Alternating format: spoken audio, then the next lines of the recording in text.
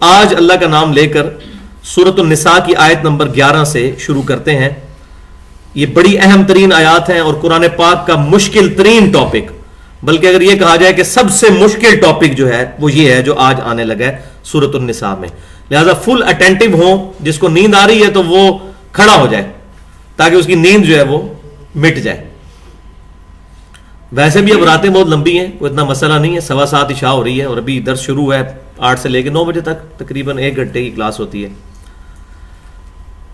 تو 2 آیات کے اندر سورۃ النساء کے رکوع نمبر 2 کے اندر اللہ تبارک و تعالی نے وراثت کے سارے مسائل بیان فرمائے اور اتنی مختصر اور جامع گفتگو کی کہ اس پر کتابیں در کتابیں لکھی جا رہی ہیں. بلکہ احادیث کی کتابوں میں کتاب الفرائض نام کے پورے چیپٹر ہیں جن کے اندر وراثت کے ایشوز کو ایڈریس کیا گیا کہ کوئی شخص مر جائے تو اس کے مرنے کے بعد اس کی دولت کس طرح رشتہ داروں میں ان کے وارثوں میں تقسیم ہوگی. یہ وراثت کا مسئلہ.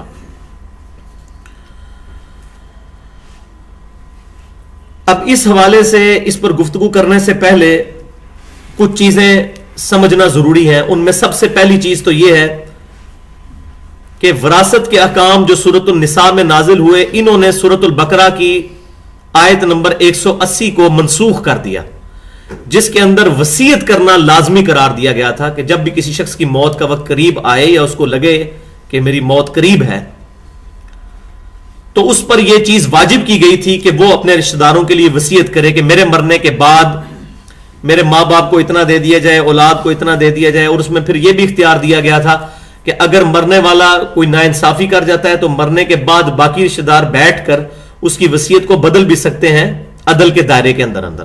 لیکن اب وہ ساری آیات منسوخ ہو گئی ہیں اور ان آیات نے اس کو منسوخ کیا ہے. تو 3 ٹرمینالوجیز پہلے اصطلاحات سمجھ لیں. پہلی اصطلاح ہے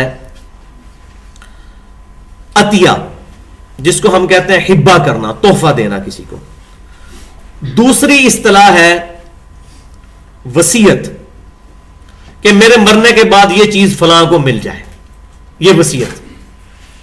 اور تیسری چیز ہے وراثت، جو یہاں پر آ رہی ہے کہ مرنے کے بعد اللہ تعالی کے احکامات کے مطابق خود بخود آٹومیٹکلی جس کا جو حصہ ہے وہ اس کے رسپیکٹو رشتہ دار کو پہنچ جائے اور جتنی اس کی رقم ہے وہ اس کو مل جائے.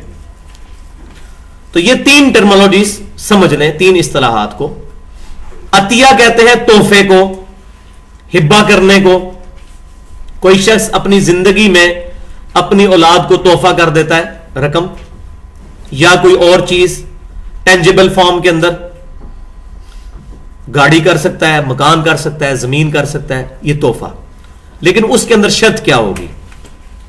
وہ صحیح بخاری اور صحیح مسلم کی متفق علیہ حدیث ہے کہ نعمان بن بشیر رضی اللہ تعالیٰ عنہ کہتے ہیں کہ میرے والد نے مجھے ایک غلام تحفے میں دیا، اور پھر آپ رضی اللہ تعالیٰ عنہ کے والد نے، وہ بھی صحابی تھے، انہوں نے نبی صلی اللہ علیہ وسلم کی خدمت میں یہ چیز بیان کی کہ میں نے اپنے بیٹے کو غلام تحفے میں دیا ہے. تو آپ صلی اللہ علیہ وسلم نے پہلا کوشچن اس سے یہ کیا، کیا تم نے اپنے سارے بیٹوں اور بیٹیوں کو، ساری اولاد کو ایک ایک غلام ہبہ کر دیا؟ تو انہوں نے کہا نہیں یا رسول اللہ. تو آپ صلی اللہ علیہ وسلم نے فرمایا کہ اپنی اولاد کے درمیان عدل کرو، اللہ سے ڈرو. تو اگر نہیں کیا تو اس سے بھی واپس لے لو.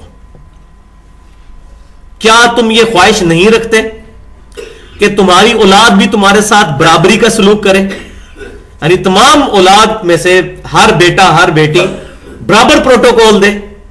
تو انہوں نے کہا یا رسول اللہ میری خواہش ہے صلی اللہ علیہ وسلم. تو آپ صلی اللہ علیہ وسلم نے فرمایا کہ پھر تم بھی ان کے اندر انصاف کرو. تو اگر زندگی میں کوئی گفٹ کیا جائے گا پھر وہ والا چکر نہیں ہوگا وراثت والا کہ بیٹی کو آدھا حصہ ملے گا اور بیٹے کو جو ہے وہ ڈبل حصہ ملے گا یا پورا حصہ ملے گا. ایسا نہیں ہوگا. زندگی میں جب بھی دیا جائے گا تو برابر ہی تقسیم کیا جائے گا. لہذا یہاں بڑی کڑوی بات ہے جو ہضم کرنے والی ہے، وہ یہ ہے کہ اگر کسی باپ نے اپنی بیٹی کو جہیز میں 4 یا 5 لاکھ روپے کا سونا دے دیا تو اب اس پر یہ واجب ہوگا کہ اتنی ہی رقم اپنے باقی بیٹوں کو بھی دے اور بیٹیوں کو دے. اب ہمارے پنجاب کے معاشرے میں کیا ہوتا ہے کہ جہیز دے کے یہ سمجھتے ہیں کہ شاید اب وراثت دے دی ہے. وراثت تو ملنی ہی ملنی ہے. اور یہ جو 2 نمبریاں چل رہی ہیں کہ بہنوں سے بھائی جو ہے وہ ان کو شرمندہ کر کے وراثت میں معاف کروا لیتے ہیں, جی اسی بھنا تے بھراواں کو لانیاں چنگیاں لگنیاں, تو وہ کہتے ہیں جی ہمارے بھائی رکھ لیں سارا حصہ. تو یہ چیز کرنا بھی قطعاً جائز نہیں ہے, مطلقاً یہ چیز حرام ہے, اور یہ اسلام کے قوانین کا مذاق اڑانے والی بات ہے. تو اگر زندگی میں تحفہ دیا جائے گا تو برابر دیا جائے گا, ادروائز جس کو دیا ہے اس سے بھی لے لے. اسی طریقے سے کوئی باپ اپنے بیٹے کو 2 لاکھ روپیہ دیتا ہے اس کے کسی پرابلم کے اندر, تو اب اس کو اتنی رقم باقیوں کو بھی دینی ہوگی. ہاں یہ ہو سکتا ہے کہ وہ باقی بیٹے خود اپنی مرضی سے معاف کر دیں, وہ الگ بات ہے, لیکن اس پر باپ پر یہ چیز واجب ہوگی کہ وہ ان کو وہ چیز دے. دوسری حدیث اسی زمن میں جامعہ ترمذی, ابو داؤد, سنن نسائی اور سنن ابن ماجہ میں موجود ہے, سنن اربع چاروں کتابوں کے اندر. نبی صلی اللہ علیہ وسلم نے ارشاد فرمایا کسی شخص کے لیے یہ حلال نہیں ہے کہ وہ کسی کو تحفہ دے کر اس سے واپس لے لے. اس کی مثال اس کتے کی سی ہے کہ جو کتا ضرورت سے زیادہ کھا کر کیا کر دیتا ہے اور پھر اپنی کیا کو چاٹنا شروع کر دیتا ہے. اس لیول کی مثال آپ نے بیان فرمائی. اور یہ والا جو پورشن ہے نا کہ تحفہ واپس لے کر اسی طرح ہی ہے جیسے کیا کر کے چاٹ لینا, یہ صحیح مسلم میں بھی موجود ہے اتنا حصہ. لیکن آپ صلی اللہ علیہ وسلم نے ایک ایکسیپشن دے دی. آپ نے فرمایا صلی اللہ علیہ وسلم ہاں والد اپنا تحفہ دیا ہوا واپس لے سکتا ہے. اسی حدیث میں موجود ہے, ترمذی, ابو داؤد, نسائی, ابن ماجہ میں. اس کے علاوہ کسی کے لیے ایکسیپشن نہیں ہے. والد اگر اپنی اولاد کو تحفہ دیتا ہے تو وہ اس چیز کا مجاز ہے کہ وہ اس کو واپس لے لے, کیونکہ سنن ابن ماجہ میں حدیث ہے تو اور تیرا مال سب کچھ تیرے باپ کا ہے. تو باپ اپنی اولاد سے دیا ہوا تحفہ واپس لے سکتا ہے, لیکن باپ اپنی اولاد کو آگ نہیں کر سکتا کہ میرے مرنے کے بعد اس کو کوئی چیز نہ ملے. باپ کا باپ بھی آ جائے نا تو وہ اس کو اولاد کو آگ نہیں کر سکتا, کیونکہ وراثت جو تقسیم ہونی ہے it is an obligation from almighty Allah, یہ اللہ کی طرف سے فرض ہے. اس کو کوئی چینج کرے گا یا چینج کرنے کو جائز سمجھتا ہے وہ مسلمان ہی نہیں ہے, شریعت کا مذاق اڑانے والا ہے وہ شخص. یہ بہت سینسٹیو ایشو ہے وراثت کے اعتبار سے. تیسری حدیث اس کانٹیکسٹ میں صحیح بخاری اور صحیح مسلم کی متفق علیہ حدیث ہے کہ سعد بن ابی وقاص رضی اللہ تعالیٰ عنہ جو عشرہ مبشرہ میں سے ہیں, وہ کہتے ہیں کہ فتح مکہ کے بعد میں اتنا بیمار ہوا کہ مجھے یہ ڈر لگا کہ میری موت کا وقت قریب آ گیا. تو نبی صلی اللہ علیہ وسلم میری عیادت کو آئے, تو آپ صلی اللہ علیہ وآلہ وسلم سے میں نے عرض کیا کہ اللہ کے نبی صلی اللہ علیہ وسلم میری ایک ہی بیٹی ہے, تو میں چاہتا ہوں کہ میں اپنی ساری دولت اللہ تعالیٰ کی راہ میں صدقہ کر دوں, اس کے لیے وصیت کر دوں کہ میرے مرنے کے بعد یہ دولت جو ہے وہ اللہ کی راہ میں خرچ کر دی جائے یا فلاں فلاں کو دے دی جائے. بیٹی کے بارے میں انہوں نے یہ سوچا ہوگا کہ بیٹی کی تو ویسے ہی شادی ہو جانی ہے تو وہ اپنے خاوند کے پاس چلی جائے گی. تو آپ صلی اللہ علیہ وسلم نے اس کو ناپسند فرمایا. آپ نے فرمایا نہیں ایسا مت کرو. انہوں نے کہا یا رسول اللہ صلی اللہ علیہ وسلم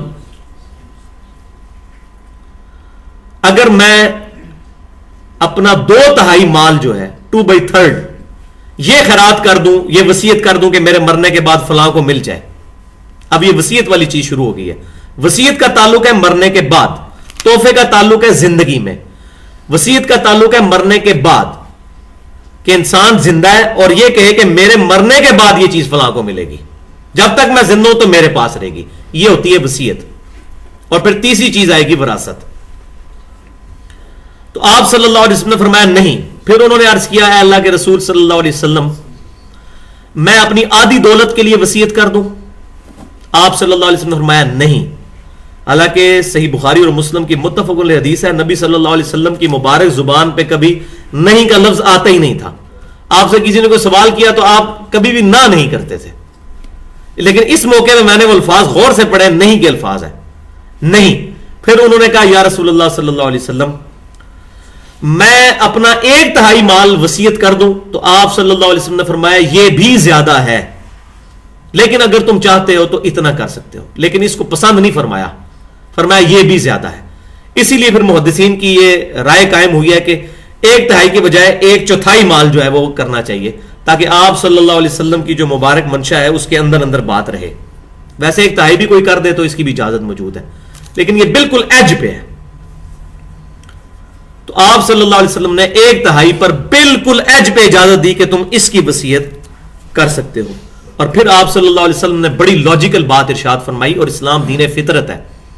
آپ صلی اللہ علیہ وسلم نے فرمایا کہ کیا تم یہ چیز چاہتے ہو کہ تمہارے مرنے کے بعد تمہاری اولاد لوگوں سے مانگتی پھرے؟ اس سے کہیں بہتر ہے کہ تم اپنی اولاد کے لیے اتنا مال چھوڑ کر مرو کہ وہ لوگوں سے مانگتی نہ پھرے۔ اور پھر آپ صلی اللہ علیہ وسلم نے فرمایا کہ جو تم اپنی اولاد پر، بیوی بچوں پر، ان پر جو خرچ کرتے ہو، اللہ کے حضور اس کا اجر لکھا جاتا ہے، حتیٰ کہ جو بیوی کو لقمہ کھلاتے ہو یہ بھی اللہ کے حضور تمہارا اجر لکھا جاتا ہے۔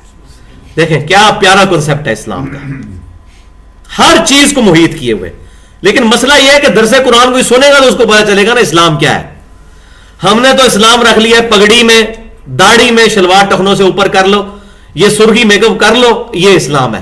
تو بھائیو یہ یاد رکھیں، میرے استاد اشفاق احمد صاحب فرمایا کرتے تھے، اللہ تعالیٰ ان کی غلطیاں معاف کرے، ان کو نیک کاموں کا اجر عطا فرمائے۔ زاویہ پروگرام بھی ان کا ٹی وی پہ چلتا تھا، تو وہ کہا کرتے تھے کہ جس جہاز کا انجن خراب ہو اس جہاز میں نئی سیٹیں لگا کر اس کو پینٹ اور رنگ اور روغن کر کے آپ اڑا نہیں سکتے۔ تو یہ سارے جہاز ہی ہیں اس وقت مولوی، یہ سرخی پاؤڈر کیا ہوا ہے نا، اللہ ماشاءاللہ جو نیک لوگ ہیں ان کی میں بات نہیں کرتا، لیکن اکثریت یہ سرخی پاؤڈر ہی ہے۔ اس سے معاذ اللہ میں کوئی امامے کی یا داڑھی کی یا شلوار ٹخنوں سے اوپر کرنے کی توہین نہیں کر رہا، لیکن میں یہ کہہ رہا ہوں اس کی آڑ کے اندر جو 2 نمبریاں کی جا رہی ہیں اور تسمیے پھیر پھیر کے جو ہے وہ مسلمانوں کے گلے کاٹے جا رہے ہیں، یہ بات غلط ہے۔ اس کے برعکس اگر کوئی پھٹیچر سا جہاز ہو لیکن اس کا انجن ٹھیک ہو وہ اڑ سکتا ہے، گیٹ اپ اس کا بے شک نہ اچھا ہو۔ تو یہ ریشو پروپورشن ہے۔ اسلام میں گیٹ اپ کی اہمیت ہے، لیکن سیکنڈری، پرائمری حیثیت یہ ہے کہ انسان کا عقیدہ درست ہو، اس کے اندر اخلاص پایا جاتا ہو، ریاکاری نہ ہو، للہیت موجود ہو، باقی ساری چیزیں بعد میں۔ لیکن ہمارے لوگ داڑھی منڈانے کو بڑا گناہ سمجھتے ہیں اور جھوٹ کو چھوٹا گناہ سمجھتے ہیں۔ جھوٹ مولوی بھی بول رہا ہے اور جھوٹ داڑھی والا بھی بول رہا ہے اور جھوٹ بغیر داڑھی والا بھی بول رہا ہے، اس کی طرف کسی کی توجہ نہیں ہے، غیبت کی طرف کسی کی توجہ نہیں ہے۔ سود کھا رہا ہے داڑھی والا بھی بغیر داڑھی والا بھی، اور نکیر اس پر ہو رہی ہے کہ اس کی شلوار تھوڑی سی ٹخنوں سے نیچے کیوں چلی گئی۔ یہ ہمارا مینٹل لیول آپ دیکھ لیں۔ اس کو میرے استاد ڈاکٹر اسرار صاحب بڑی پیاری بات ارشاد فرمایا کرتے تھے، یہ پرورٹڈ نیچر ہے، مسخ شدہ نیچر، خاص دینی مسخ شدہ نیچر۔ تو ان کی کافی باتیں اچھی ہیں اور کافی باتوں سے مجھے اختلاف بھی ہے، باقی غلطیاں اللہ تعالیٰ ان کی معاف فرمانے والا ہے۔ کوئی شخص بھی پرفیکٹ 100% نہیں ہوتا، لیکن ہماری یہ عادت ہے ایز اے نیشن کہ ہم کسی کی 1 یا 2 غلطیاں پکڑ کے اس کو 0 سے ضرب دے دیتے ہیں، اس کی باقی ساری چیزیں ختم کر دیتے ہیں، اور اپنے بارے میں کہہ کہ ایک نیکی بھی کر لیں سب کے سامنے پرچار کرتے پھرتے ہیں۔ تو یہ اسلام کا کانسیپٹ ہے۔ فرمایا آپ صلی اللہ علیہ وسلم نے اولاد کو مفلس چھوڑ کے نہ مرو کہ وہ مانگتی پھرے لوگوں سے۔ یہ ہمارے محلے میں ایک واقعہ ہوا ہے، وہ بھی بندہ زندہ ہے، اس نے جناب اپنی زندگی میں 4 سٹوری بلڈنگ جو ہے وہ جناب وہ ایک مدرسے کو دے دی ہے۔ کسی جماعت میں وہ وقت لگا کے آیا اور واپسی پہ آگے اس نے جناب عورت اور اولاد کو کنگال کر کے تو وہ کہا جی یہ فلاں کے نام میں کرتا ہوں۔ اس ظلم کی انتہا ہے، انسان کو یہ چیز سمجھنی چاہیے۔ آپ صلی اللہ علیہ وسلم نے فرمایا اپنی اولاد کو کنگال چھوڑ کے مت مرو۔ چوتھی حدیث اس زمن میں جامعہ ترمذی، ابو داؤد اور ابن ماجہ کے اندر موجود ہے۔ ابو امامہ رضی اللہ تعالیٰ عنہ کہتے ہیں کہ حجۃ الوداع کے موقع پر نبی صلی اللہ علیہ وسلم نے جہاں اور باتیں ارشاد فرمائی وہاں یہ بات بھی ارشاد فرمائی کہ آپ صلی اللہ علیہ وسلم نے فرمایا کہ اللہ تبارک و تعالی نے وارث کے لیے اپنی کتاب میں حق مقرر کر دیا ہے، اب یہ کسی کے لیے جائز نہیں ہے کہ وہ اپنے وارث کے لیے وصیت کر جائے۔ وارث کے لیے وصیت کرنا اب قیامت تک کے لیے حرام ہے. وارث کو اتنا ہی مال ملے گا جو اللہ تعالیٰ نے مقرر کیا ہے. تو یہ بات بھی اب یاد رکھیں کہ وصیت اگر کرنی ہے 1/3 مال میں تو وارث کے علاوہ، اس کا ثبوت یہ حدیث ہے.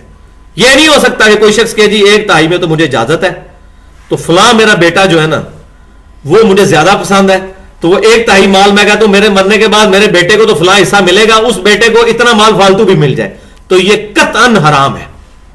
تو ورثاء کے علاوہ کے لیے انسان وصیت کر سکتا ہے، وارث کے لیے وصیت نہیں ہوگی. اور اس مسئلے پہ اجماع ہے پوری امت کا، کوئی اس میں اختلاف نہیں ہے، مکمل طور پر اس پر اتفاق پایا جاتا ہے. تو یہ ساری تمہیدی گفتگو تھی اس چیز کے حوالے سے. تو اس میں بڑی امپورٹنٹ چیزیں ہیں، یہ ساری بیک گراؤنڈ پتا ہو تو پھر انسان کو وراثت کے مسائل سمجھ آنے شروع ہوتے ہیں. پھر میں ریپیٹ کرتا ہوں، ایک چیز ہے عطیہ اور ہبہ، تحفہ کرنا، کہ انسان زندہ ہے اور زندگی میں کسی کو گفٹ کرے تو ساری اولاد کو برابر گفٹ کرنا ہوگا، ادروائز جس کو دیا اس سے بھی واپس لینا ہوگا. دوسری چیز ہے وصیت، کہ انسان کہے کہ میرے مرنے کے بعد فلاں کو یہ مال مل جائے، تو وصیت کر سکتا ہے 1/3 مال میں، لیکن وارث کے علاوہ وارث کو وصیت نہیں کر سکتا. اس کا تو اللہ نے پہلے ہی مقرر کر دیا ہوا، اس کو دوبارہ سے نوازا نہیں جا سکتا. وارث کے علاوہ اور رشتہ داروں کے لیے، مثال کے طور پر کوئی بندہ ہے، اس کا بیٹا فوت ہو گیا، اب بیٹا مر گیا تو بیٹے کی آگے سے اولاد ہے، پوتا پوتی تک تو وراثت نہیں جاتی، کیونکہ پوتے کا تو کوئی حق نہیں وراثت کے اندر، دادی کا ہے. تو اب دادا جو ہے وہ زندہ ہے اور اس کو پتا ہے کہ میرا بیٹا جو مر چکا اس کی اولاد تک وراثت نہیں پہنچے گی، تو اس کے لیے وصیت کر سکتا ہے کہ میرا جو بیٹا مر گیا اس کی جو اولاد ہے اس کو میں 1/3 مال جو ہے وہ وصیت کرتا ہوں، کیونکہ وہ وارث تو ہے ہی نہیں ہے. تو اب اس کے لیے وصیت والا آپشن کھلا ہے.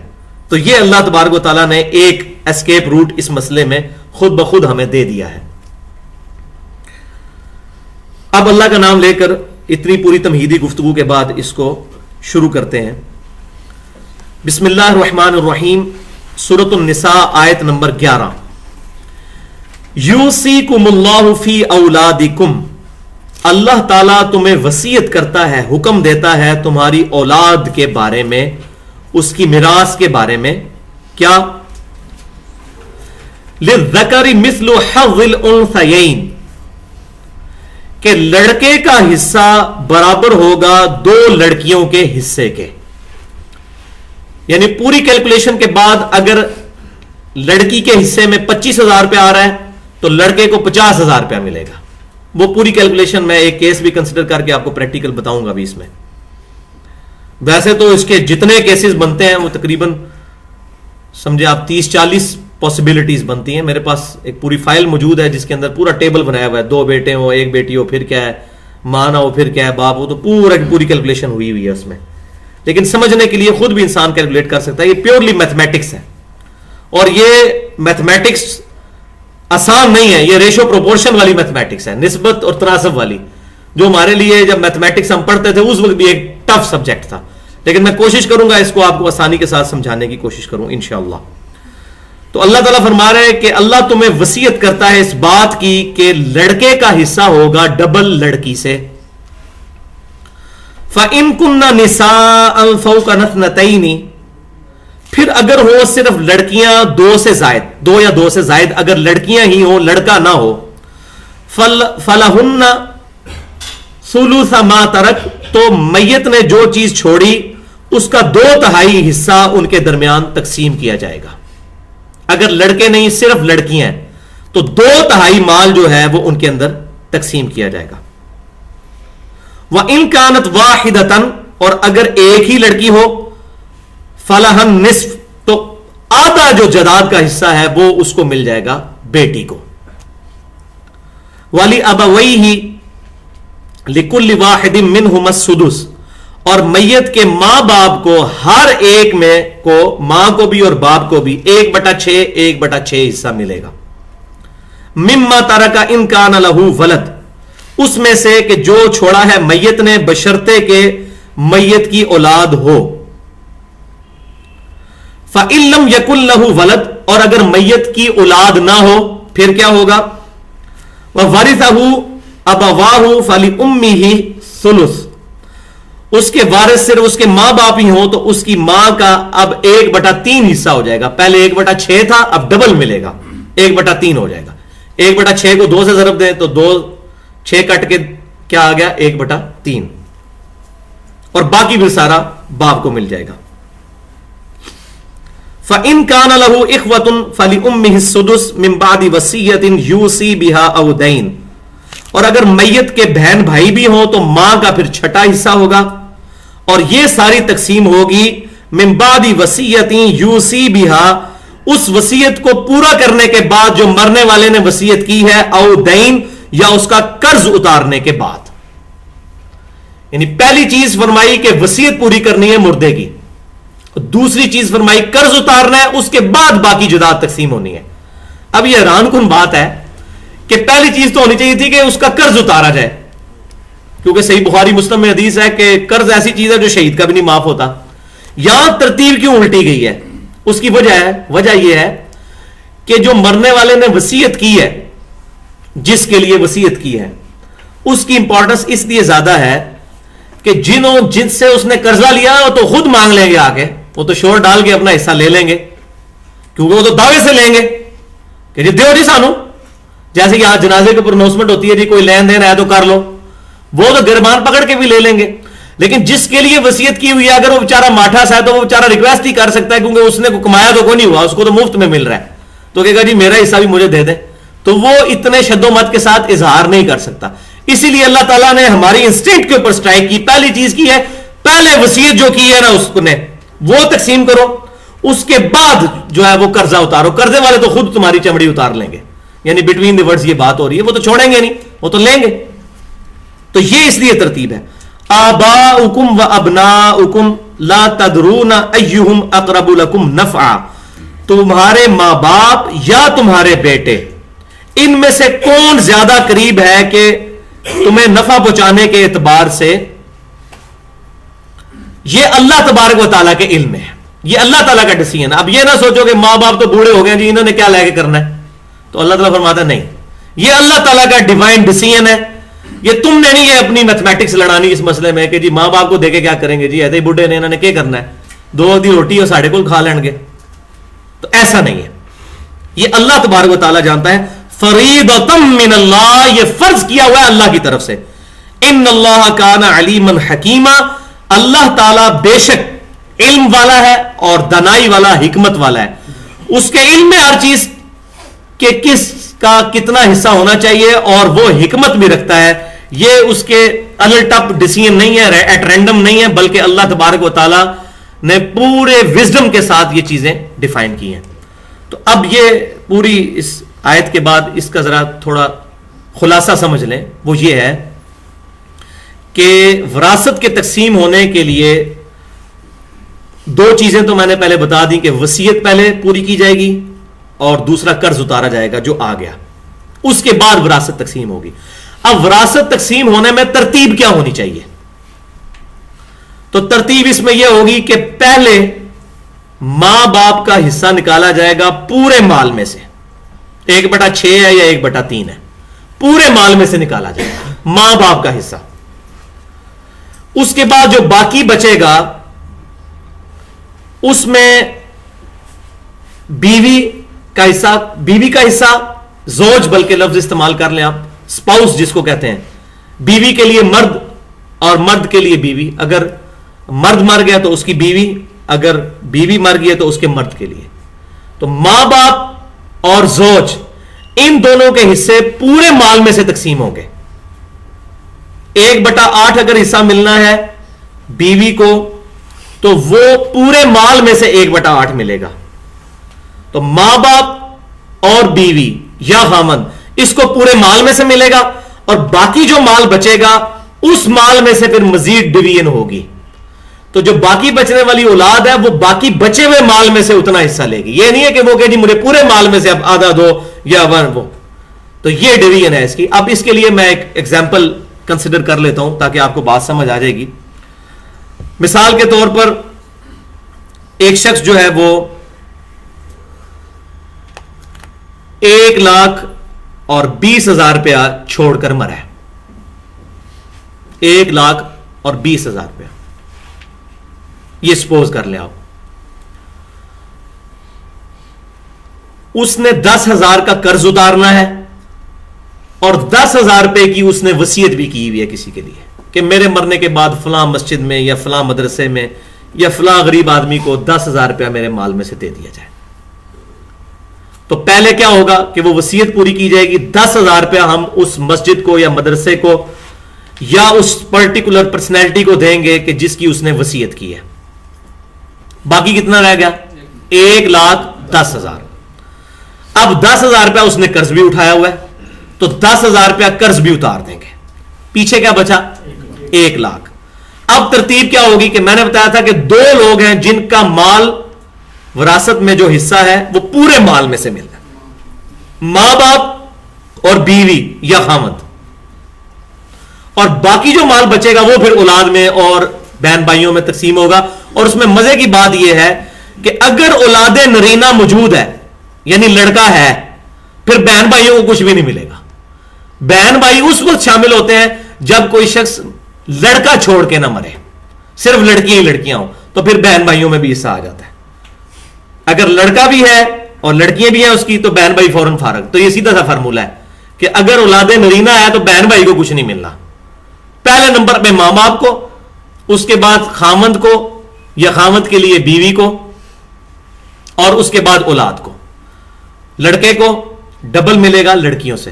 لیکن اگر لڑکا نہیں ہوگا صرف لڑکیاں ہوں گی پھر ماں باپ اور خامند اور بیوی کے ساتھ ساتھ پھر بہن بھائیوں کو بھی ملے گا. تو اب 1,00,000 روپیہ تھا تو اب اس کے ماں باپ بھی زندہ ہیں. تو ہم نے کیا پڑھا ہے اس میں کہ ماں باپ میں سے ہر ایک کے لیے والی ابویہ لکل واحد منہما السدس, میت کے ماں باپ میں سے ہر ایک کو 1/6 حصہ ملے گا. تو 1,00,000 روپے کو اگر 6 حصوں میں ڈیوائڈ کیا جائے, 1,00,000 روپے کے 6 حصے بنائے جائیں تو وہ چھٹا حصہ جو بنے گا وہ ملے گا ماں کو اور ایک اتنا ہی چھٹا حصہ اس کے باپ کو بھی ملے گا. اور وہ میں نے کیلکولیٹ کیا ہے 1,00,000 روپے میں چھٹا حصہ جو ہے وہ 16,667 روپے بنتا ہے. 667 آپ تقسیم 16,696 تو 16,667 4,000 روپے اوپر جو ہے وہ یہ بن گیا. تو 16,667 روپے 667 روپے 667 یہ مل گئے ماں کو اور 16,667 روپے مل گئے باپ کو. اب اس کی بیوی کے لیے یا بیوی تھی تو اس کا شوہر, اس کے لیے کتنا ہے 1/8. تو 1/8 یہ 16,000 16,500 نکالنے کے بعد جو وہ نہیں ہوگا پورے لاکھ میں سے نکالنا ہوگا, کیونکہ میں نے بتایا 2 لوگ ہیں جن کا پوری رقم میں سے نکلنا ہے. پہلے ماں باپ اور دوسرے اسپاؤس زوج اس کا جو. تو 1/8 حصہ کیا بنے گا؟ 1,00,000 کا 1/8 حصہ جو ہے وہ بنے گا 12,500. 12,896 12.5 پورے بن گئے. تو وہ لے چکے ہیں 16,667. تو اس باقی بچے ہوئے کا نہیں 1/8 وہ تو پھر بہت کم بن جائے گا نا. تو پورے لاکھ میں سے 1/8 تو یہ بن گیا 12,500. تو 12,500 روپیہ اس کی بیوی کو مل جائے گا. اگر ایک سے زیادہ بیویاں ہوں گی تو پھر 12,500 جو ہے نا 2 بیویاں تو اس کو آدھا کر لیں. یہ نہیں کہ ہر بیوی کو 12,500 دیتے جائیں گے, پھر تو بچنا ہی کچھ نہیں ہے. ٹھیک ہے, تو بیویوں کو اوور آل جو ہے نا وہ 12,500 میں سے ڈیوائڈ کرنا ہے. تو 12,500 یہ بھی نکل گیا, 16,667 ماں کا, 16,667 باپ کا. یہ تینوں ملا کے جب نکل گئے تو باقی رقم بچی 54,166. اب یہ جو باقی بچی ہے نا 54,166 یہ اولاد میں تقسیم ہوگی. تو یہ بڑا ضروری ہے. یہ پہلے سمجھ نہیں آتا کہ شروع کہاں سے کرنا ہے. جی ماں کا اتنا حساب, اور اس میں پھر جو کافی کفار ہیں انہوں نے مذاق بھی اڑایا, جی دیکھیں جی یہ تو رقم پوری ہی نہیں بنتی, 1/6 1/6 1/8 یہ جمع کریں تو پورا 1 تو بننا چاہیے, 1 بنتا ہی نہیں ہے. تو ان کے دماغ کا فطور ہے, ان کو کیلکولیشن ہی نہیں آتی ہے. یہ بیسک میتھمیٹکس ہے, اس کو سمجھیں. پہلے ماں باپ کا حصہ نکالنا ہے, اس کے بعد زوج کا حصہ نکالنا ہے. ماں باپ اور زوج کا حصہ اوور آل پوری رقم میں سے ہوگا, اور باقی جو بچ گیا اس کو پھر اولاد پہ تقسیم کرنا ہے. تو باقی بچے 54,166. تو فرض کریں اس کے 2 بیٹے اور 3 بیٹیاں ہیں. اب 54,166 रुपए 2 बेटे और 3 बेटियों में तकसीम करना है, तो किस तरह होगा वो हम शुरू में पढ़ चुके। यूसीकुमुल्लाहु फी औलादिकुम लिज़्ज़करी मिस्लु हज़्ज़िल उन्सयैन, अल्लाह ताला तुम्हें वसीयत करता है कि लड़के का हिस्सा लड़की से डबल होगा। अब लड़के हुए 2, लड़कियां कितनी 3, तो लड़के को चूंकि डबल मिलना है तो हम फर्ज कर लेते हैं लड़के 4 हैं,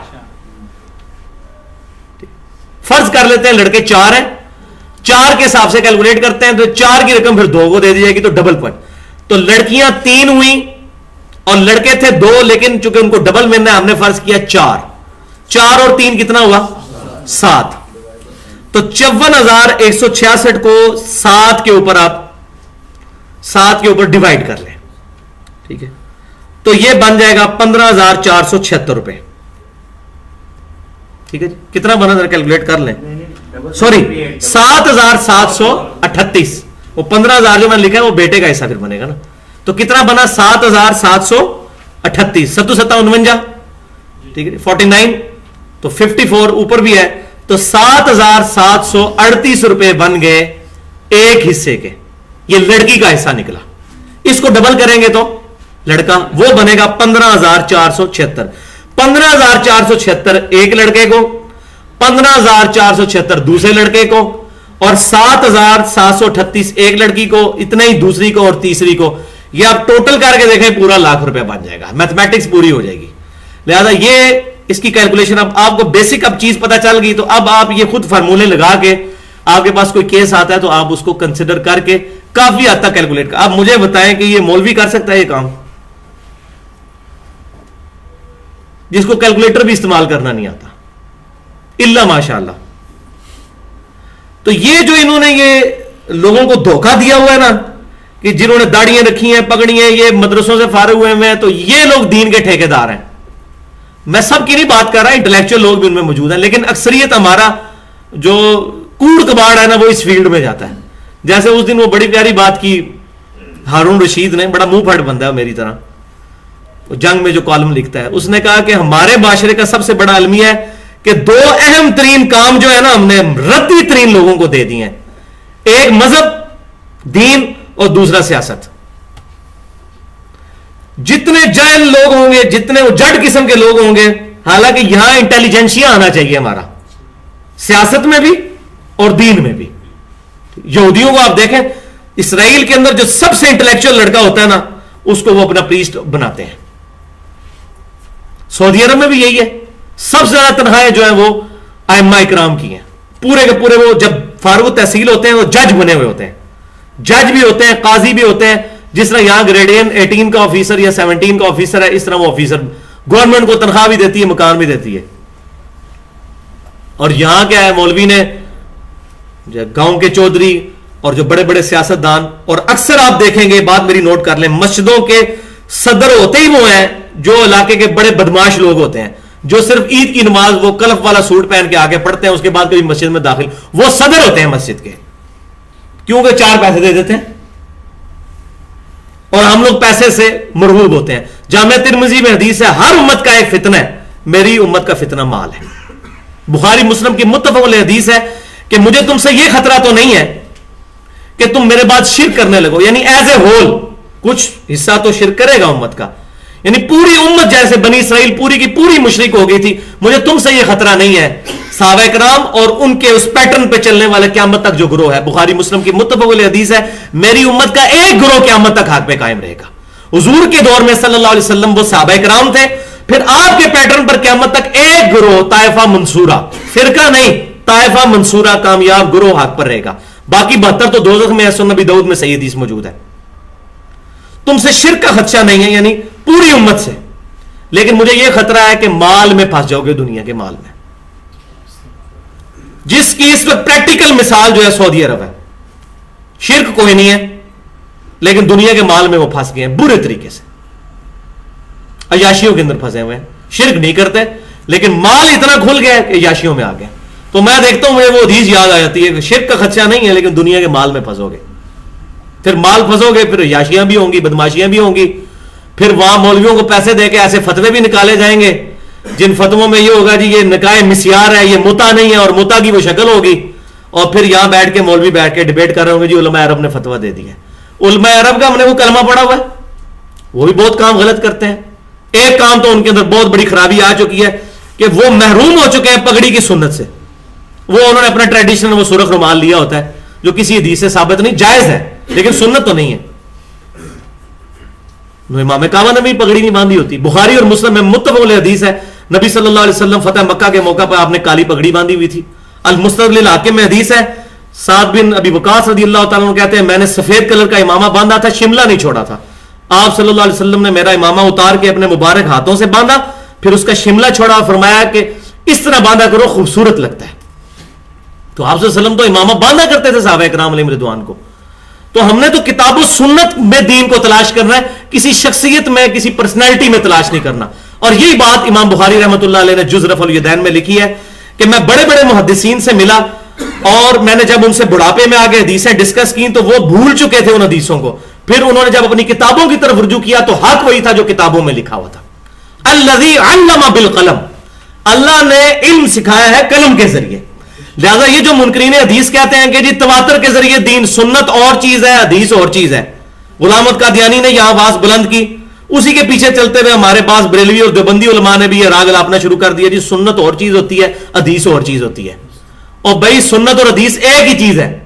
سنت کا سورس حدیث ہوگی, ورنہ ایران میں جائیں گے تو شیعت پہ چلنا سنت ہے, تواتر پہ اگر جانا ہے تو سارے وہاں شیعہ ہیں. بنگلہ دیش میں اکثریت دیوبندی ہے, پاکستان میں اکثر بریلوی ہیں, سعودی عرب میں اکثر اہل حدیث ہیں. تو پھر جس علاقے میں جائیں گے اس علاقے کا دین اڈاپٹ کریں گے؟ نہیں, دین کتابوں میں ہے, پرسنالٹیز میں نہیں ہے. تو یہ بات الذی علم بالقلم, اللہ نے قلم کے ذریعے دین سکھایا ہے. کتابیں بھی آئیں ریٹن فارم میں, پھر حدیثیں بھی ریٹن فارم میں آگے ٹرانسفر ہوئی ہیں, ہمارے پاس موجود ہے. تو یہ میں نے ساری گفتگو اس حوالے سے کی کہ اس مسئلے میں بڑی مسکنسیپشن پائی جاتی ہے. تو فاسألوا اہل الذکر ان کنتم لا تعلمون, اگر تمہیں علم نہیں ہے تو اہل علم سے پوچھو. تو قرآن پاک میں جو سائنٹیفک فیکٹس کی آیات ہیں وہ ہم جیولوجی کی آیات ایک جیولوجسٹ سے جا کے پوچھیں گے. ماں کے پیٹ میں بچہ بنتا ہے ایمبریولوجی کی فیلڈ, یہ ایک ایمبریولوجسٹ سے جا کے پوچھیں گے, مولوی کو تو نہیں پتا ہوگا. ہاں ناسخ و منسوخ کا علم ہے وہ مولوی سے جا کے پوچھیں گے, نماز کا طریقہ وہ مولوی سے جا کے پوچھیں گے. تو جو کہتے ہیں جی علماء, تو پھر علماء تو پرفیکٹ تو کوئی بھی نہ ہوا, 100% تو کسی کو بھی قرآن کا علم نہ آیا. تو پھر علماء کی ڈگری لے کے بھی کیا کرنا؟ ہر بندے نے دین خود حاصل کرنا ہے. علماء نے یہ ترجمے کتابوں کے اپنے لیے نہیں کیے ہیں, اپنے لیے کیے ہوتے ہیں تو اپنے پاس رکھتے ہیں نا. یہ پبلک میں چھاپ چھاپ کے کیوں بیچ رہے ہیں؟ اس لیے کہ پبلک کو پتا چلے قرآن میں کیا لکھا ہے, بخاری میں کیا لکھا ہے, مسلم میں کیا لکھا ہے, یہ پبلک تک بات پہنچے. تو یہ بات پبلک تک آئے. تو یہ میں نے ایک مثال دے کے آپ کو بیان کر دی. آگے چلتے ہیں.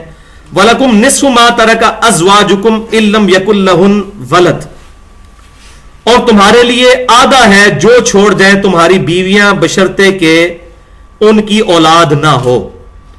یعنی کسی کی بیوی مر گئی, اس کی اولاد کوئی نہیں ہے, تو آدھا مال خاوند کو مل جائے گا. فَإِن كَانَ لَهُنَّ وَلَدٌ فَلَكُمُ الرُّبُعُ مِمَّا تَرَكْنَ مِن بَعْدِ وَصِيَّةٍ یوسین بہا او دین. پھر وہی بات آ گئی کہ اگر ہو اولاد,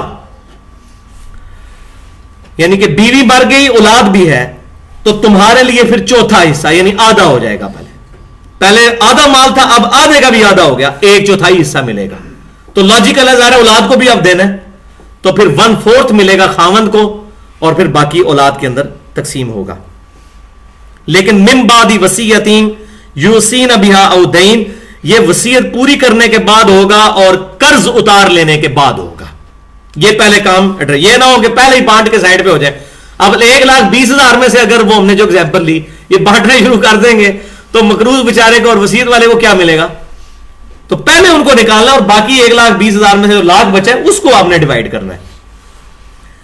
وَلَهُنَّ الرُّبُعُ مِمَّا تَرَكْتُمْ إِن لَّمْ يَكُن لَّكُمْ وَلَدٌ, اور تمہاری بیویوں کا چوتھا حصہ ہے اس سے جو تم چھوڑ دو بشرطے کہ نہ ہو اولاد. اب یہ پھر ریورس کیس آ رہا ہے کہ خاوند مر گیا تو بیوی کو چوتھا حصہ ملے گا, یعنی آدھا. خاوند کی بیوی مرتی تو خاوند کو 1/2 ملنا تھا, ڈبل حصے, اور اولاد ہوتی تو 1/4. یہاں اولاد نہیں تو 1/4, اور اولاد ہوگی تو 1/8. تو عورت کو کم مل رہا ہے. اس کی وجہ یہ ہے کہ آپ اس بات کو بھی سمجھیں, مرد کا حصہ کیوں زیادہ رکھا گیا. عورتیں ہوتی مرد کے اوپر ڈیپینڈنٹ ہیں, مرد نے گھر کا خرچہ چلانا ہوتا ہے, اس میں یہ بھی اشارہ مل رہا ہے. تو مرد پہ رسپانسبلٹی زیادہ ہوتی ہیں, اس لیے مرد کا حصہ زیادہ رکھا گیا, اس کے کندھوں پہ بوجھ ہوتا ہے. تو مرد کو زیادہ اس کا حصہ دیا جا رہا ہے ایز کمپیئر ٹو عورتوں کے, کیونکہ عورتیں تو ڈیپینڈنٹ بھی ہوں گی اولاد کے اوپر, یا اس طریقے سے نئی شادی کر لیں گی, یہ بھی تو ہو سکتا ہے. فَإِن كَانَ لَكُمْ وَلَدٌ, اور اگر ہو اولاد تمہاری, یعنی کہ جو مرد مر گیا اس کی اولاد بھی ہے, فَلَهُنَّ الثُّمُنُ مِمَّا تَرَكْتُم مِّن بَعْدِ وَصِيَّةٍ توصون بِهَا أَوْ دَيْنٍ, تو پھر 1/8 حصہ ملے گا, یعنی 1/4 کا بھی آدھا ہو گیا, جو میں نے بات پہلے بتا دی. جو تم چھوڑ کر مرو گے, لیکن یہ پھر کیا ہوگا, پھر وہ ریپیٹ ہو رہا ہے کہ وصیت پوری کرنے کے بعد اور قرض اتار لینے کے بعد. یہ آپ دیکھ لیں کتنا امپورٹنٹ مسئلہ ہے, وصیت والا اور قرض والا. اب آ رہا ہے ایمبیگوس ترین ایشو اس میں, وَإِن كَانَ رَجُلٌ يُورَثُ كَلَالَةً, اور اگر کوئی ایسا مرد ہو کہ جو کلالہ ہو.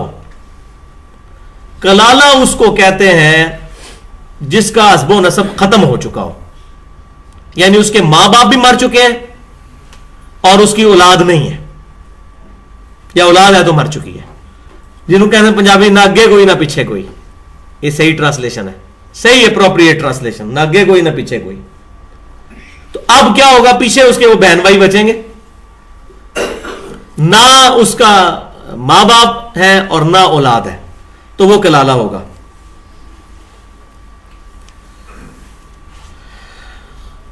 اس طریقے سے اس کی بیوی بھی کوئی نہیں ہے, تو اس کو ہم کہیں گے کلالہ. تو اب اس کا کوئی وارث, ڈائریکٹ وارث کوئی نہیں ہے. 3 ہی بڑے وارث ہیں نا, پہلے میں نے بتایا تھا ماں باپ, اس کے بعد زوج, اور اس کے بعد اولاد.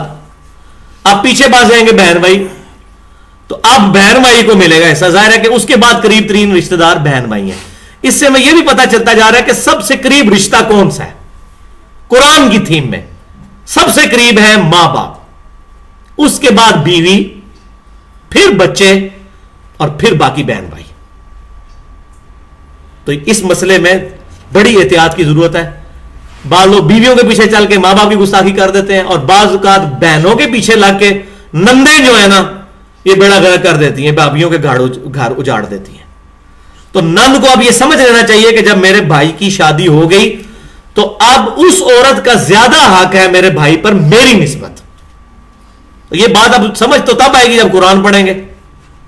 تو قرآن تو پڑھنا کوئی نہیں, ہم نے اتنا ٹائم ہی نہیں ہمارے پاس, یہ تو فارغ لوگوں کا کام ہے. اور اکثر میں وہ لوگوں کہتا ہوں وہ جی مصروف تھے, میں نے کہا یار واقعی یہ تو فارغ لوگوں کا کام ہے قرآن پڑھنا. ٹھیک ہے, نعوذ باللہ من ذالک. تو اللہ تعالیٰ فرما رہا ہے کہ اگر کوئی کلالہ ہے, اب امرأۃ وَلَهُ أَخٌ, اور وہ مرد ہو یا عورت اور اس کا ہے کوئی بھائی, او اختن, یا اس کی ہے کوئی بہن, فَلِكُلِّ وَاحِدٍ مِّنْهُمَا السُّدُسُ, تو اب بہن بھائی میں سے ہر ایک کو 1/6 حصہ ملے گا. 1/6, 3 بہنیں ہیں, 1/6 پوری رقم کا. تو اس طریقے سے بھائیت تو اس کو بھی. فَإِن كَانُوا أَكْثَرَ مِنْ ذَلِكَ فَهُمْ شُرَكَاءُ فِي الثُّلُثِ, اور اگر وہ بہن بھائی ایک سے زیادہ ہوں.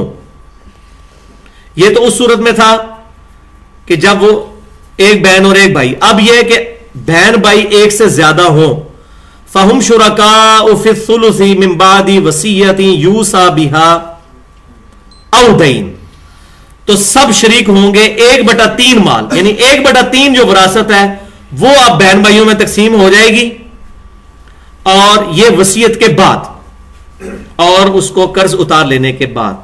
غیر مضار, اور اس سے نقصان نہ پہنچایا گیا ہو کسی کو. وصیتم من اللہ, یہ وصیت ہے اللہ تعالیٰ کی طرف سے. واللہ علیم حلیم, اور اللہ تعالیٰ سب کچھ جاننے والا اور بردبار ہے. اب یہاں ایک ایمبیگوٹی آ گئی کہ کلالہ میں 1/6 تو مل گیا, تو باقی مال کدھر جائے گا؟ یہ سوال نہیں ہمارے ذہن میں آیا. ماں باپ بھی کوئی نہیں, بیوی بھی کوئی نہیں, اولاد بھی کوئی نہیں. اسی مسئلے کی وجہ سے صحیح بخاری اور مسلم کی متفق علیہ حدیث ہے کہ حضرت عمر کہا کرتے تھے کہ کاش نبی صلی اللہ علیہ وسلم سے میں نے اس مسئلے کی ایکسپلینیشن مزید پوچھ لی ہوتی. کچھ چیزیں تو اس میں اس سورت کی آخری آیت کے اندر ریپیٹ ہو جائیں گی, کچھ جو چیزیں رہ گئی تھی اس کے بعد بھی کچھ چیز. اب وہ آخری آیت یہاں پڑھنا ضروری ہے, اور میں نے پہلے بھی بتایا تھا کہ سورت کا ایک مرکزی ٹاپک ہوتا ہے, اور امپورٹنٹ ترین ٹاپک کو پھر سورت کنکلوڈ کرنے سے پہلے دوبارہ ایڈریس کیا جاتا ہے.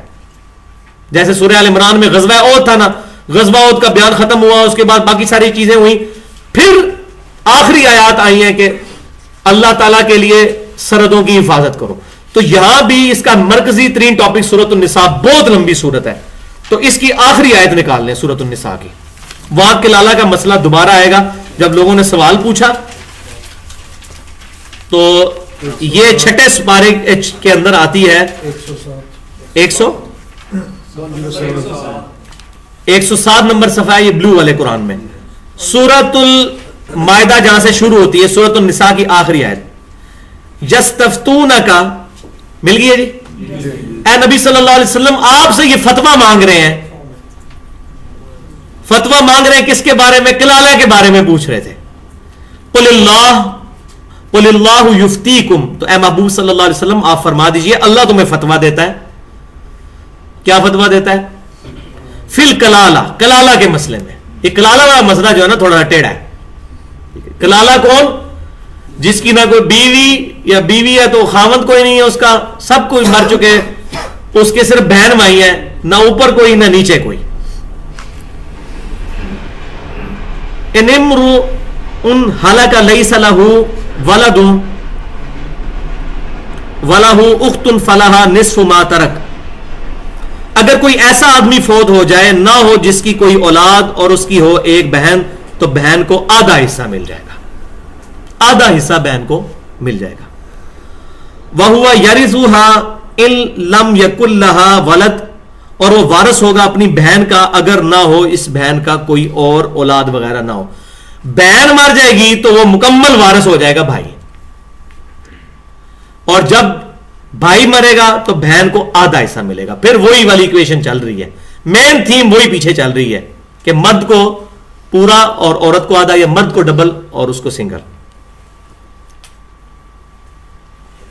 فَإِنْ كَانَتْ اثْنَتَيْنِ فَلَهُمَا الثُّلُثَانِ مِمَّا تَرَكَ, اور اگر دو بہنیں ہوں تو ان دونوں کو 2/3 میں سے ملے گا جو اس نے چھوڑا. دو بہنیں ہیں تو 2/3 مال تقسیم ہو. ایک بہن ہے تو آدھا حصہ مل جائے گا اس بہن کو, اور اگر دو بہنیں ہیں تو 2/3 حصہ دو بہنوں میں تقسیم ہو جائے گا برابر برابر.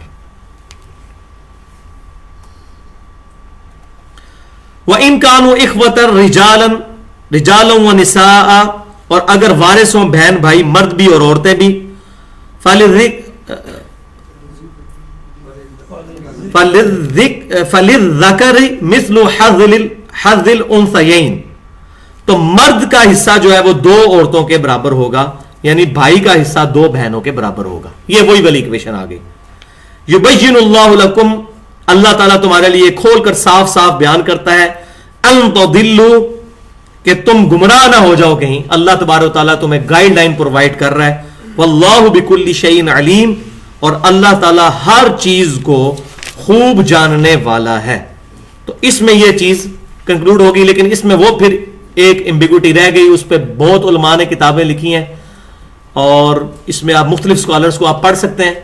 تو اس میں اپروپریٹ رائے کچھ لوگوں کے نزدیک یہ بنی ہے کہ جو باقی مال ہے وہ بیت المال میں جمع کروایا جائے, اور باقی جو ہے وہ رفع عامہ کے کاموں میں لگا دیا جائے. تو اس کے بارے میں مختلف آراء ملتی ہیں. اس میں جو رائے, چونکہ اب مسئلہ جو ہوگا اجتہاد کا ہو جائے گا, اور اجتہاد جب کتاب و سنت اجماع میں کوئی بات نہ ملے تو اجتہاد کرنا جائز ہے. اور اجتہاد میں کوئی اختلاف ہو تو ایک کا اختلاف دوسرے کے لیے کوئی مضر نہیں ہوگا. ہر بندے کو اختیار ہے کہ اس مسئلے میں وہ اجتہاد کر سکتا ہے. تو فقہاء کرام کی اس میں مختلف رائے ہیں, اس میں جھگڑا کرنے کی ضرورت نہیں. یہ رکوع مکمل ہم کر لیتے ہیں. تلک حدود اللہ, یہ ہے اللہ تعالیٰ کی حدود مقرر کی ہوئی. کس کی؟ اللہ تعالیٰ کی. بتایا جا رہا ہے کہ ہوش مند بن جاؤ, یہ آگ والا جو چکر ہمارے معاشرے میں چل رہا ہے یہ کوئی نہیں, ہے اللہ کی حدیں ہیں. کوئی شخص اپنا خونی رشتہ ختم نہیں کر سکتا. کوئی باپ نہیں کہہ سکتا میں اپنی اولاد کو آگ کرتا ہوں. لازمی طور پر تقسیم ہوگا, یہ جو اخباروں میں اور ٹی وی پہ چل رہا ہوتا ہے میں فلاں سے بری ہوتا ہوں اور اپنی دولت ساری جدا سے آگ کرتا ہوں، اس کی کوئی شرعی حیثیت نہیں ہے. ٹھیک ہے جی. وَمَن يُطِعِ اللَّهَ وَرَسُولَهُ، اور جو کوئی اطاعت کرے گا اللہ کی اور اس کے رسول کی، يُدْخِلْهُ جَنَّاتٍ تَجْرِي مِن تَحْتِهَا الْأَنْهَارُ، تو اللہ تعالیٰ اس کو داخل کرے گا ایسی جنتوں میں جس کے نیچے نہریں بہتی ہیں. تو یہ جنت میں جانا کوئی سوکھا کام نہیں ہے. یہ جو اطاعت کرے گا اللہ اور اس کے رسول کی، چوپڑیاں نہ دو نہیں کہ دنیا میں بھی مزے اڑائیں، دنیا میں اپنی مرضی کی زندگی گزاریں اور آخرت میں کہہ دیں گے جی آخرت میں بھی ہمیں جو ہے وہ موجے لگ جائیں. تو یہ دنیا میں تو فراڈ شاید چل جائے، دنیا میں بھی نہیں چلتا. اب دنیا بڑی سیانی ہو گئی ہے، اللہ تعالیٰ کی بارگاہ میں تو کوئی ایسا مسئلہ نہیں ہو سکتا.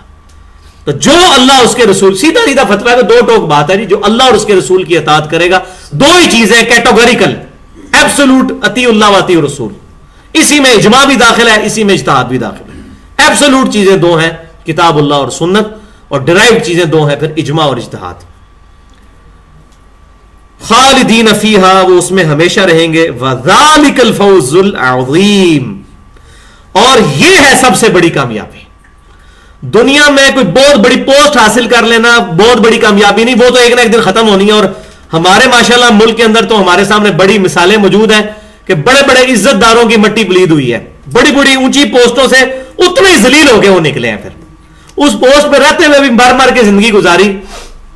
یہ بڑے بڑے جو حکمران ہوتے ہیں، سیاستدان، آگے پیچھے باڈی گارڈ، آزادانہ بیچارے گھوم بھی نہیں سکتے. ہم تو جناب ہوٹل پہ بیٹھ کے چائے بھی پی لیتے ہیں، جس ہوٹل پہ چاہتے ہیں روٹی بھی کھا لیتے ہیں، پارک میں جا کے بیٹھ کے جہاں مرضی پھریں، موٹر سائیکل پہ، پیدل، کوئی ڈر. یہ بیچارے تو پھر نہیں سکتے. تو دنیا کے اندر بھی ان کو تکلیف کاٹنی پڑ رہی ہے، تو آخرت کی بھی تکلیف باقی ہے. تو اللہ تعالیٰ فرما رہا ہے یہ بڑی کامیابی ہے، کوئی آخرت کی کامیابی حاصل کر لے. اور اب سائملٹینیس کنٹراسٹ آ رہا ہے. یہ تو تھا کہ جو لوگ فرما برداری کریں گے، تو قرآن کی یہ عادت ہے، قرآن کا یہ اسلوب ہے کہ دوسری تصویر کا رخ بھی دکھایا جاتا ہے. وَمَن يَعْصِ اللَّهَ وَرَسُولَهُ، اب جو کوئی نافرمانی کرے گا اللہ اور اس کے رسول کی، وَيَتَعَدَّ حُدُودَهُ، اور اللہ کی حدوں کو وہ توڑ دے گا، اس سے تجاوز کر جائے گا، اپنی مرضی کرنی شروع کر دے گا. يُدْخِلْهُ نَارًا خَالِدًا فِيهَا، تو اللہ تعالیٰ اس کو آگ میں داخل کرے گا، وہ اس میں ہمیشہ رہے گا. سیدھی سیدھی بھائی جی بات ہے، 2 + 2 = 4. یہ بولین الجبر ہے، یا 0 ہے یا 1 ہے، تیسری بات کوئی نہیں ہے. ٹھیک ہے، یا تو یہ ٹوٹل پیکج لینا ہے، اطیع اللہ اطیع رسول. یا ایھا الذین آمنوا ادخلوا فی السلم کافہ، اے ایمان والو پورے اسلام میں داخل ہو جاؤ، آدھے تتر آدھے بٹیر نہیں. تو یہ ٹوٹل پیکج ہے جس نے لینا ہے. لے گا تو وہ ادھر آگے انعام، اور جو نہیں لے گا اس کا انجام آپ کے سامنے یہ دیکھ لیں گے. میں اپنی طرف سے کوئی فتویٰ نہیں لگا رہا، اللہ تبارک تعالیٰ کھول کے اپنی آیات. وَلَهُ عَذَابٌ مُّهِينٌ، اب دیکھیں یہاں بھی بات صحیح تسلی کروائی ہے، رجایا اللہ تعالیٰ نے. اتنا بھی کافی تھا کہ وہ رہے گا آگ میں، لیکن فرمایا وَلَهُ عَذَابٌ مُّهِينٌ، اس کو ہوگا ذلیل کر دینے والا عذاب. کہ صحیح جس کو کہتے ہیں نا انتقامی قسم کی جملہ، یہ وہ بولا ہے. لیکن یہ جملے 1400 سال پہلے نازل ہوئے، نہ ہمارے ماں باپ نے پڑھے نہ ان کے ماں باپ نے پڑھے.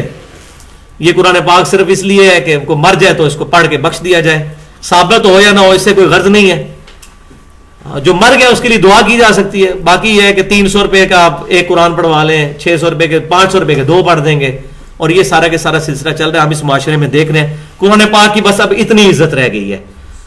لیکن اللہ تبارک و تعالیٰ کے محبوب سید الاولین والآخرین، شفیع المذنبین، رحمت للعالمین، سیدنا و مولانا امام اعظم محمد رسول اللہ صلی اللہ علیہ وسلم کی حدیث ہے، صحیح مسلم کتاب الطہارہ انٹرنیشنل نمبرنگ کے مطابق 534 نمبر حدیث ہے. آپ صلی اللہ علیہ وسلم نے فرمایا القرآن حجت لک او علیک، قرآن یا تیرے حق میں دلیل ہے یا تیرے خلاف دلیل ہے. اللہ خیر صلی اللہ. اگر تو قرآن کے مطابق چل رہا ہے تو قرآن سفارشی ہوگا قیامت والے دن. مسلم امام احمد میں حدیث ہے قرآن سفارش کرے گا. اور اگر قرآن کے خلاف چلیں گے تو بخاری اور مسلم کی متفق علیہ حدیث ہے. آپ صلی اللہ علیہ وسلم فرماتے ہیں جب میں آخری دفعہ دوزخ کی طرف جاؤں گا اپنے امتیوں کو نکالنے کے لیے تو فرشتہ کہے گا بس یا رسول اللہ، اب صرف وہ لوگ ہیں دوزخ میں جن کو قرآن نے روک لیا، قرآن نے جن کو روک لیا. اور وہ کون لوگ ہیں؟ ان اللہ لا یغفر ان یشرک بہ وَيَغْفِرُ مَا دُونَ ذَلِكَ لِمَن يَشَاءُ. اللہ تعالیٰ اس گناہ کو کبھی معاف نہیں کرے گا کہ کوئی شخص شرک کے ساتھ اس دنیا سے گیا. دنیا میں معاف کر دے گا، یہ آخرت کی بات ہوگی.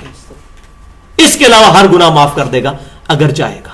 اور میں سمجھتا ہوں اس سے بڑا شرک بھی کوئی نہیں ہے کہ قرآن پاک کو پس پش ڈال دیا جائے.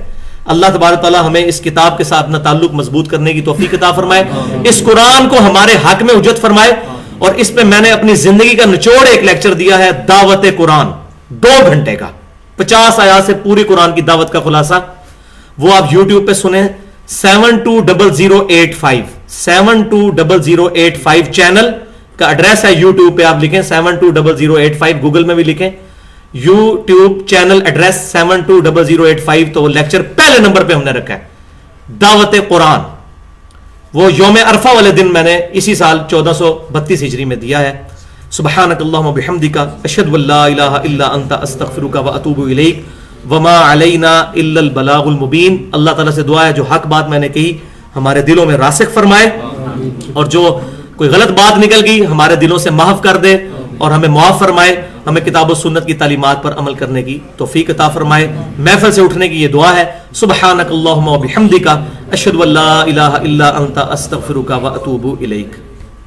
پچھلی دفعہ ہم نے 2 آیات کے اندر وراثت کے سب احکامات کو سمجھا تھا، اور اس میں جو مین 3 ٹرمنالوجیز تھیں اس کو میں نے ڈیٹیل کے ساتھ ایڈریس کر کے اس کی مثالیں بھی بیان کی تھیں. پہلی چیز ہبہ کرنا، کوئی شخص اپنی زندگی میں اپنے مال میں سے کسی کو کوئی چیز تحفہ کر دے. دوسری ٹرمنالوجی تھی وصیت کرنا، کہ کوئی شخص یہ کہے کہ میرے مرنے کے بعد میری دولت میں سے فلاں کو اتنا دے دیا جائے. اور تیسری چیز وراثت، جس کا یہاں پر ذکر آیا تھا 2 آیات کے اندر. اور میں نے بتایا تھا کہ 2 آیات کے اندر اللہ تبارک و تعالیٰ نے وراثت کے احکامات کو اس قدر کمپریہنسو، جامع انداز سے کنکلوڈ کیا ہے کہ کتابوں کی کتابیں لکھی گئی ہیں وراثت کے قوانین کے اوپر. کتاب الفرائض نام کے پورے مستقل باب ہیں ہماری احادیث کی کتابوں کے اندر، وہ اسی سے اخذ کی گئی ہیں ساری چیزیں. تو اس میں میں نے ڈیٹیل سے گفتگو کی تھی، وہ پچھلا لیکچر دیکھا جائے. اس میں پھر ہم نے کچھ کیسز بھی کنسیڈر کیے تھے، اور اس میں ایک مین کیس جو تھا وہ ہم نے ڈیٹیل کے ساتھ اسٹڈی کیا تھا کہ اگر کوئی شخص اتنے روپے چھوڑ کر مرے تو اس کے والدین کو کتنا ملے گا، اس کی بیوی کو کتنا ملے گا، اس کے بچوں کو، بچیوں کو. وہ ڈیٹیل کے ساتھ میں نے بیان کیا تھا. تو کچھ چیزیں اس میں ایڈریس تو کی تھیں، لیکن کچھ وضاحتیں اس میں ضروری ہیں جو پچھلی دفعہ جو کہ ٹائم مکمل ہو گیا تھا، 1 گھنٹے کا لیکچر ہوتا ہے تقریباً. تو وہ 5 پوائنٹ میں آج اس سے آگے، اس سے ریلیٹڈ، جن پہ میں بحث کر چکا ہوں لیکن تھوڑا سا کنکلوڈنگ فارم میں اس کو عرض کروں گا. اس میں سب سے پہلی چیز یہ ہے کہ جو منہ بولا بیٹا ہے اس کی شریعت میں کوئی حیثیت نہیں ہے وراثت کے اعتبار سے. کسی شخص نے لے پالک کوئی پال لیا، اور اس میں بھی پریفریبل یہی چیز ہے، بلکہ یہی چیز جو ہے وہ ہونی چاہیے کہ اگر مرد کے رشتہ داروں سے لیا جائے تو لڑکی لی جائے. لڑکا لے لیں تو پھر تو اس کی جو والدہ ہوگی منہ بولی، وہ اس کی پھر محرم نہیں بن سکے گی. تو اگر مرد کے رشتہ داروں میں سے لیا جائے تو پھر لڑکی لی جائے، اور عورت کے رشتہ داروں میں سے لی جائے تو پھر لڑکی نہیں لڑکا لیا جائے، ورنہ وہ جو اس کا منہ بولا باپ ہے اس کا محرم نہیں بن سکے گا. تو اس میں بڑی احتیاط کی ضرورت ہے. تو اب منہ بولا بیٹا ہے کسی کا، اور اس کی کوئی اور اولاد نہیں ہے، اور اب اس کو یہ بات کنفرم ہے کہ میرے مرنے کے بعد میرے منہ بولے بیٹے کو تو 1 روپیہ میری جائیداد میں سے نہیں ملے گا. تو وہ پھر اپنی اولاد کے لیے، منہ بولی اولاد کے لیے وصیت کر سکتا ہے. جو میں نے بتایا تھا پچھلی دفعہ کہ وصیت 1/3 مال میں اپنی مرضی سے کر سکتا ہے کہ میرے مرنے کے بعد یہ فلاں شخص کو مل جائے، لیکن وارث کے لیے وصیت نہیں کرے گا. اس پہ میں نے ڈیٹیل سے احادیث کے ساتھ حجۃ الوداع کے موقع پر جو نبی صلی اللہ علیہ وسلم نے فرمایا تھا اس کے کانٹیکسٹ میں نے ایڈریس کیا تھا. تو منہ بولے بیٹے کو بھی وصیت کی جا سکتی ہے 1/3 مال میں.